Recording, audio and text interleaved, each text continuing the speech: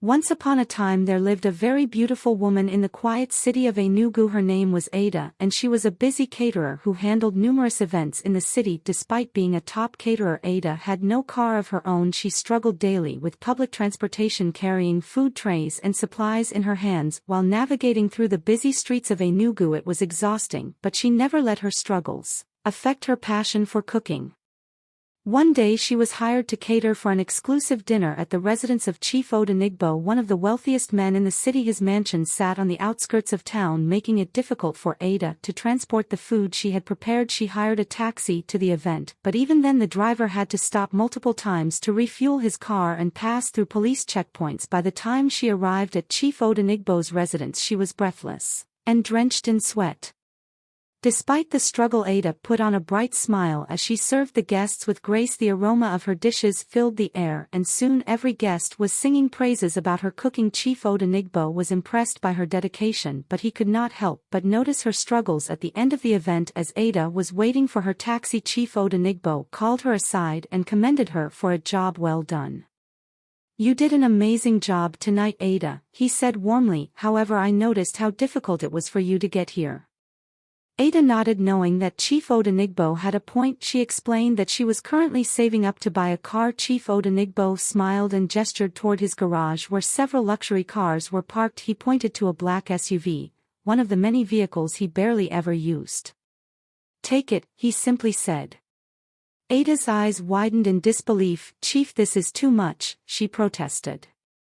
Chief Odenigbo assured her that it was nothing. His garage was already filled with exotic cars, and as an extremely wealthy man he barely used them all. "You can have it, Ada, or leave it here to gather dust," he said. Overwhelmed with gratitude, Ada dropped to her knees. "Thank you, sir, may God bless you abundantly," she said before rushing into the car with excitement. That night she drove home in a daze, struggling to believe what had just happened.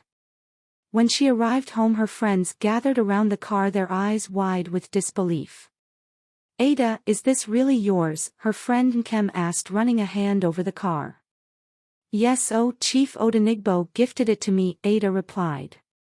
For days she admired the car, feeling like her life had taken a miraculous turn. She no longer had to struggle with public transport, and business would now be much easier.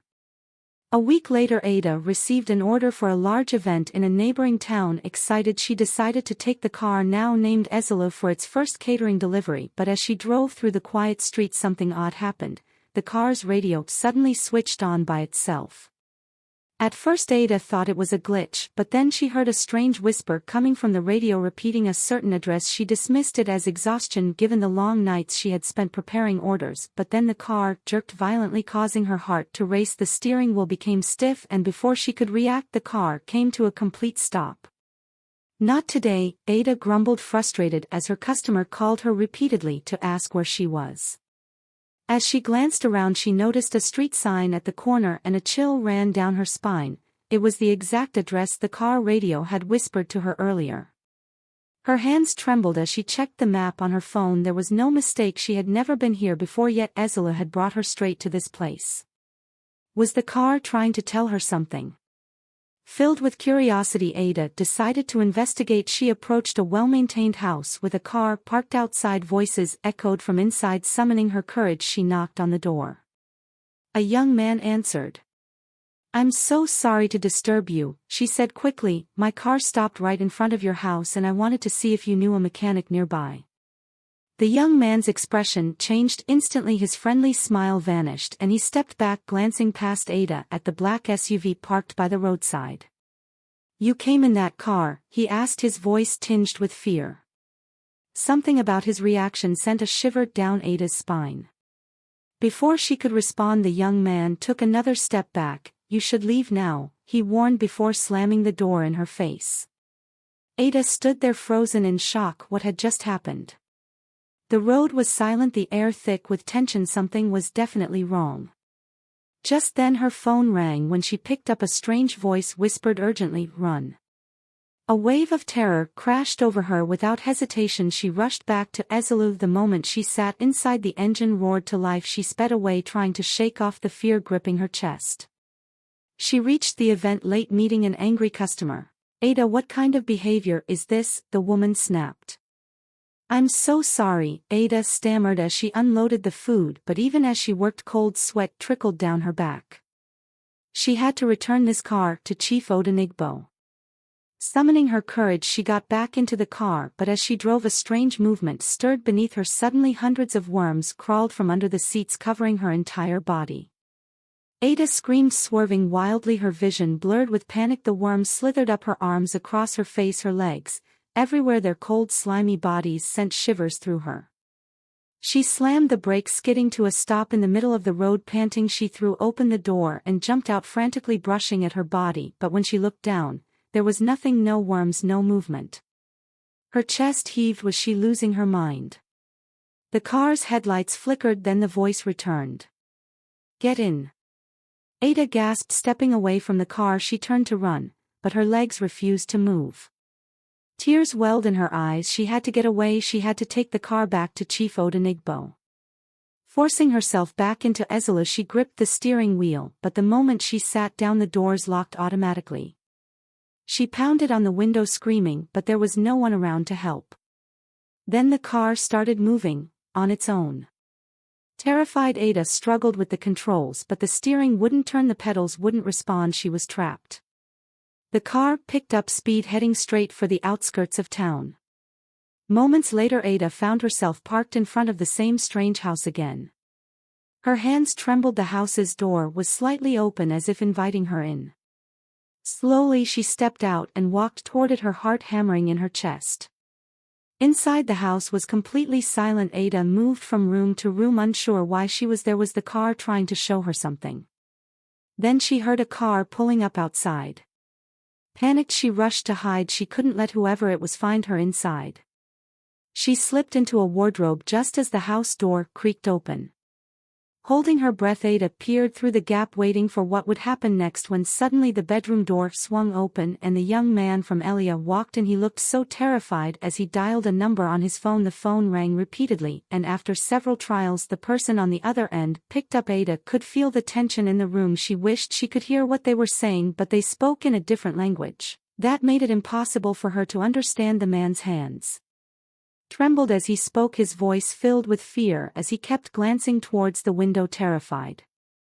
Ada remained completely still, her heart pounding in her chest. She dared not move and could not risk being caught. Then the conversation stopped and the man immediately grabbed his keys and left the house. Ada could not shake the feeling that something was up. She jumped out of the wardrobe and peered through the window, where she saw the man staring at the car in terror. Ada's breath hitched. She ducked behind the curtains, watching as the man cautiously circled the black SUV. His expression filled with fear and uncertainty. His fingers grazed the hood before he stepped back, as though the car might come alive at any moment. After a few tense seconds he glanced over his shoulder as if checking if anyone was watching, then hurriedly got into his car and drove off in panic. Ada let out a shaky breath. She had to know what was going on. Summoning every ounce of courage she tiptoed out of the house and approached the SUV. Ada hesitated, her hand hovering over the door handle. She wondered if it was a good idea to get back into the car. Would it trap her again, she thought to herself, when suddenly the car trunk popped open on its own. Ada was so petrified her entire body shook as she approached the trunk. Compelled by a mix of dread and curiosity, she stepped forward and peered inside. A chill ran down her spine as she caught sight of a bloodstained scarf inside the trunk. Ada could feel a cold shiver run down her spine. She stared at the scarf and wondered if it had anything to do with the strange things that had been happening. At this point Ada could not take it any longer. She got into the car, determined to return it to Chief Odenigbo. She drove for hours, terrified that something strange would happen, but nothing did. Just as she was about to turn into Chief Odenigbo's estate, Ada caught sight of the strange man again driving out of Chief's house. Her entire body froze as so many thoughts ran through her mind. Her hands trembled on the steering wheel as she wondered what the strange man was doing in Chief's house. Did Chief Odenigbo know him? What connection did they have? These were the questions that lingered in Ada's mind as she decided to return home to think things through. She needed to gather more information before confronting Chief.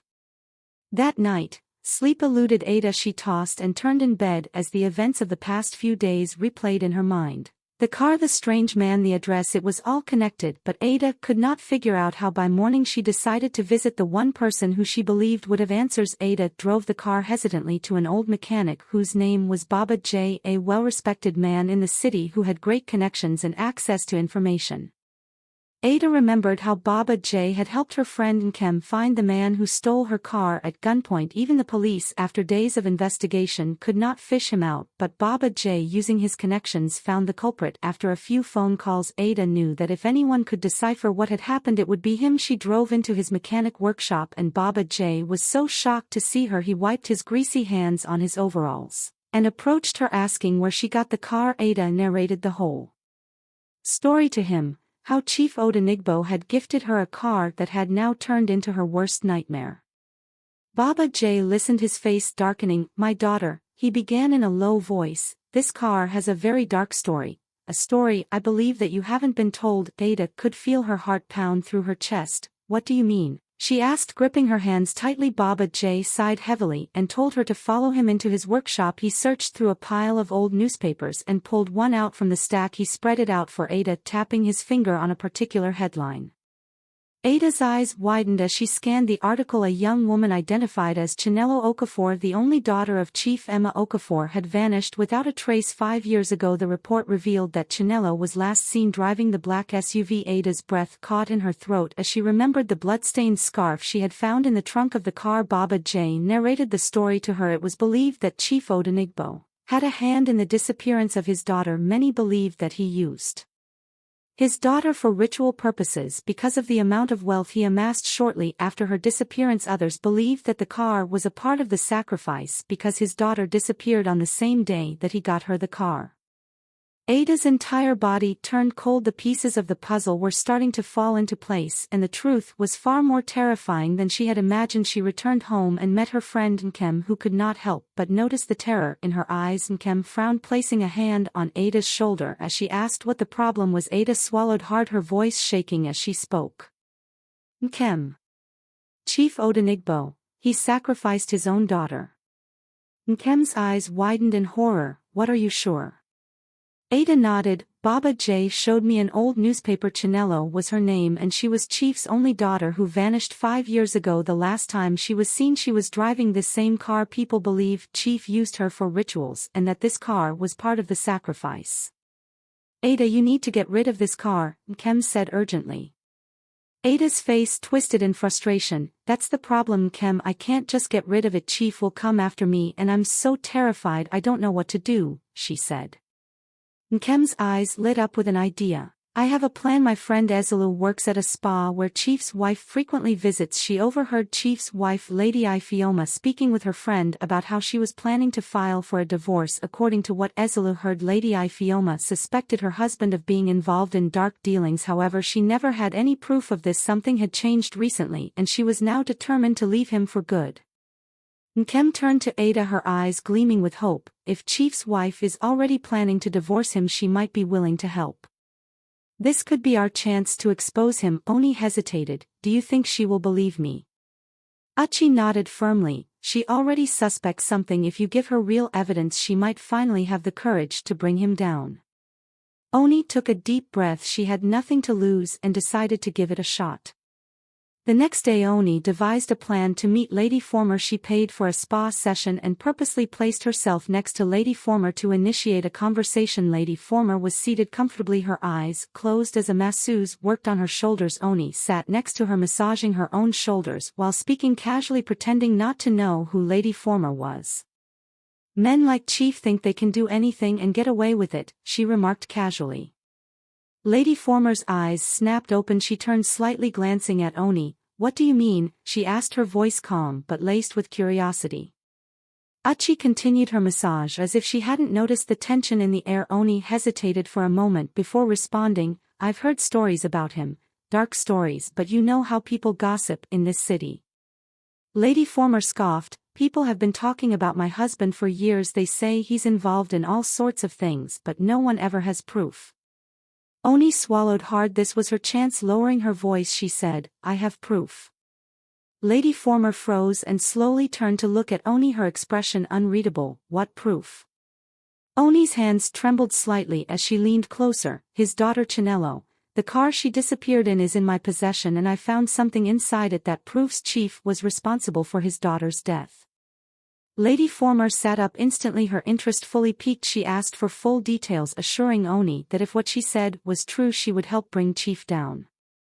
Oni could hardly believe how easy it was to get Lady Former on board as she revealed everything: the car's strange behavior, the blood-stained scarf, and the terrified reaction of the man who had seen the car. Lady Former clenched her fists, her breathing short and furious. "I always knew something was off," she said. "I knew my husband was hiding something." She turned to Oni, her voice firm. "We need to take action immediately. The evidence must be secured. My husband is ruthless. If he finds out something like this exists, he will do anything to destroy it." Uchi nodded in agreement. "Where is the scarf?" Oni revealed that she had left it in the trunk of the car. "I was too scared to touch it," she admitted. They advised her to retrieve it immediately and store it in a safe place. Oni heeded their advice and rushed home, but to her horror the car was no longer parked in her driveway. Her heart dropped, spinning around frantically. She searched the compound. The black SUV was gone. Panic surged through her veins. Had Chief found out? Had someone stolen the car, or had the car moved on its own? She rushed inside and grabbed her phone, dialing Uchi's number with trembling fingers. "Uchi, the car is gone," she whispered in horror. "What?" Uchi gasped. "Did you leave your gate open?" "No, I locked everything, but it's not here." "Uchi, the car is gone." There was silence on the other end before Uchi finally spoke. "Oni, listen, get out of that house now. Come to my place immediately." Oni didn't hesitate. She grabbed her bag and bolted out of the house, fear gripping her like a vice. She hailed a passing tricycle and instructed the driver to take her straight to Uchi's house. By the time she arrived, her hands were shaking uncontrollably. Uchi pulled her inside and locked the door. "Did anyone see you?" she asked. Oni shook her head. "I don't think so, but Uchi, what if Chief knows? What if he took the car, or worse, what if the car moved on its own?" The thought sent shivers down her spine. That car wasn't normal. It had led her to that strange house. It had locked her inside. It had whispered to her. Now it was gone, without a trace. "We need to tell Lady Former," Uchi said firmly. They dialed Lady Former's number and she picked up almost immediately. "Have you secured the evidence?" she asked urgently. Oni swallowed hard. "The car is missing." A sharp intake of breath came from the other end. "What do you mean missing?" "I parked it at my house. It was there, but now it's gone." Lady Former's voice dropped to a whisper. "You need to hide. My husband has been acting strangely all morning. He left in a rush after receiving a phone call." Oni felt a lump form in her throat. She was terrified of what Chief would do to her.